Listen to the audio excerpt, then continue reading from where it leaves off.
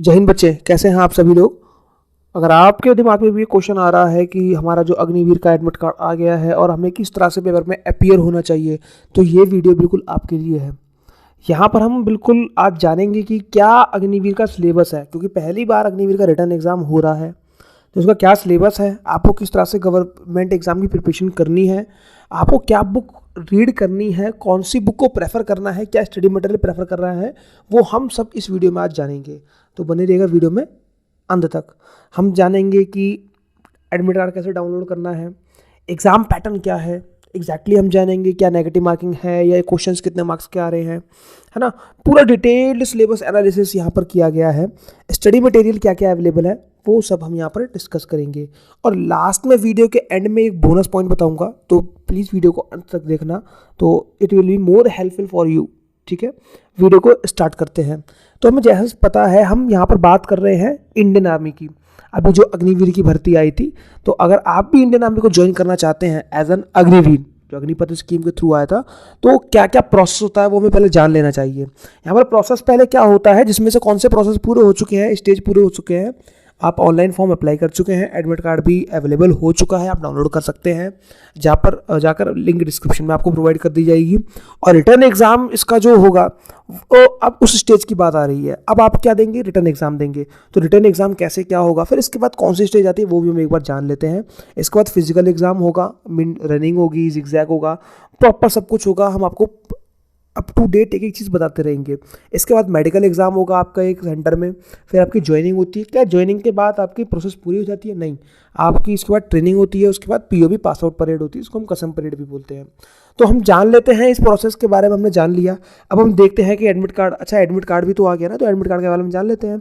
Admit card जो download आप कर सकते हैं, हमने लिंक डिस्क्रिप्शन में प्रोवाइड कर दिया, तो वहाँ से एडमिट कार्ड डाउनलोड कर सकते हैं। ठीक है, तो हम आगे बढ़ते हैं कि रिटर्न एग्जाम इसका जो पेपर है वो किस तरह का दिखता है। अगर आपने दिया है कभी ऑफलाइन, तो ऑफलाइन एग्जाम इस तरह का दिखता है कुछ। तो इसमें क्वेश्चंस बहुत इजी आते हैं, बहुत हार्ड नहीं आता, हार्ड एंड शॉर्ट नहीं है कुछ भी। अगर आप इजीली पढ़ेंगे तो आप लोग पढ़ लेंगे।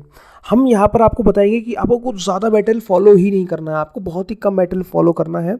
ब्लाइंडली कुछ भी फॉलो नहीं करना आपको, बहुत ही बिल्कुल एग्जैक्ट जो चीज़ें हैं वो हम प्रोवाइड आपको करेंगे। तो जैसे पहला क्वेश्चन यहाँ पर आ रखा है, एक which state has Indian largest terms of population, सबसे ज़्यादा पॉपुलेशन कौन से स्टेट में, सभी को पता है। बहुत ही इजी क्वेश्चन है, उत्तर प्रदेश। तो इस तरह की बहुत ही इजी क्वेश्चन है। एक क्वेश्चन हिस्ट्री का है, एक क्वेश्चन पॉलिटी का है, एक यूएनओ है, जो हमने बेसिक चीज़ें पढ़ी है वो क्वेश्चन इसमें आते हैं।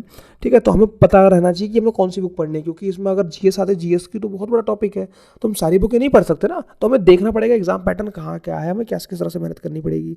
यहाँ पे हम जानेंगे एग्जाम पैटर्न क्या है। ठीक है, मार्किंग सिस्टम कैसा है, तो हम पहले एग्जाम पैटर्न जानते हैं। एग्जाम पैटर्न कैसा है, जनरल नॉलेज के कितने क्वेश्चन आएंगे यहाँ पर, 15 क्वेश्चन। जनरल साइंस के यानी सामान्य विज्ञान के कितने क्वेश्चन आएंगे, 15 क्वेश्चन आएंगे। एक क्वेश्चन 2 मार्क्स का होगा, यानी 15 क्वेश्चन 30 मार्क्स के हो जाएंगे। मैथमेटिक्स के क्वेश्चन जो आएंगे, गणित के हैं आपके 15 क्वेश्चन है, 30 मार्क्स के हो जाएंगे। जो रीजनिंग है वो आपकी सबसे कम मार्क्स की, यानी 5 नंबर की है, और 5 क्वेश्चन है और 10 नंबर की रीजनिंग है। तो ओवरऑल जो इसमें मार्क्स है वो टोटल 50 है, और ओवरऑल मार्क्स है 100, टोटल क्वेश्चन है 50। तो मार्किंग सिस्टम इसका कैसा रहेगा, मैंने बताया आपको, एक क्वेश्चन 2 मार्क्स कैरी करेगा, तो 100 मार्क्स का पेपर हो जाएगा। मिनिमम आपको 35 पास करने के लिए चाहिए, लेकिन इसकी मेरिट लिस्ट जाती है, तो मेरिट कम से कम आपको उठानी पड़ेगी। तो आपको मिनिमम टारगेट 50 का लेके चलना है, बहुत ईजिली हो जाता है। मतलब आपको 50 में से 25 क्वेश्चन सही करना है आपको।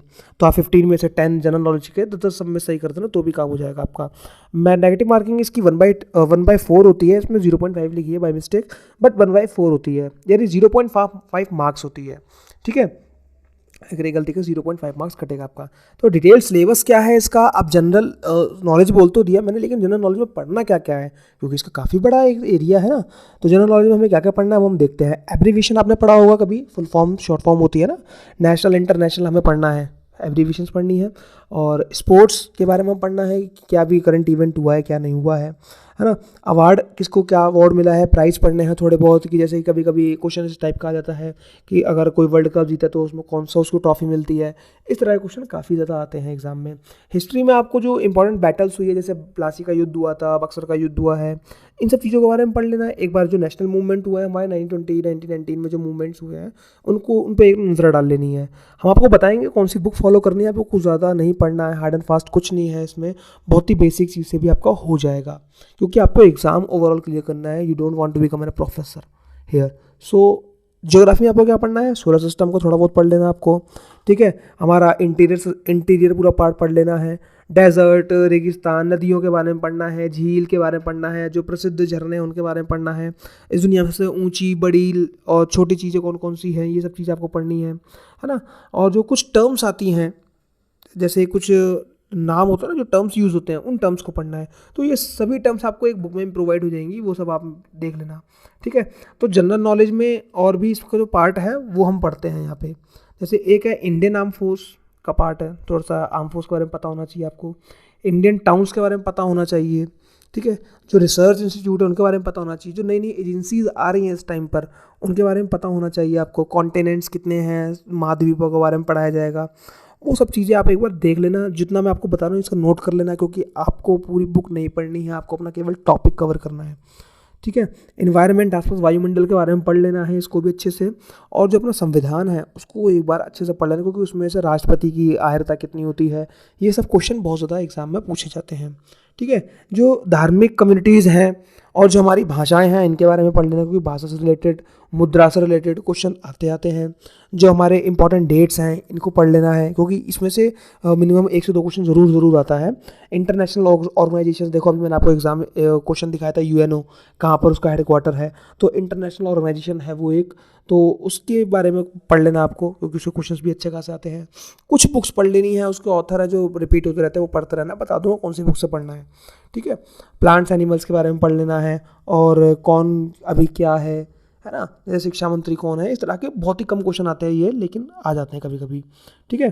तो हम यहाँ पर देखेंगे कि हमें पढ़ना कैसे है जीके की बुक, और हमें क्या स्टडी मटेरियल फॉलो करना है। तो आपको कोई भी अदर प्लेटफॉर्म फॉलो नहीं करना है, प्लीज़ मेक श्योर कोई अदर प्लेटफॉर्म फॉलो नहीं करना है, ठीक है।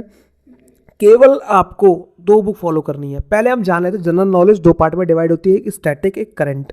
तो स्टैटिक पार्ट है तो कभी बदलता नहीं है, जैसे नदी की नाम है वो कभी बदलेंगे नहीं, तो नदी के नाम स्टैटिक पार्ट है। और करंट इवेंट के लिए आपको क्या है, जो करंट अफेयर्स होती है वो पढ़नी होती है।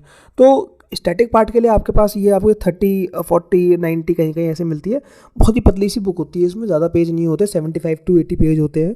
इसको आप पढ़ लीजिए, बस खत्म आपका स्टैटिक पार्ट, आपको और कहीं और से पढ़ना ही नहीं है, ठीक है। ये बुक, केवल इस बुक को आप बार बार पढ़ लेना, आपका काम खत्म है।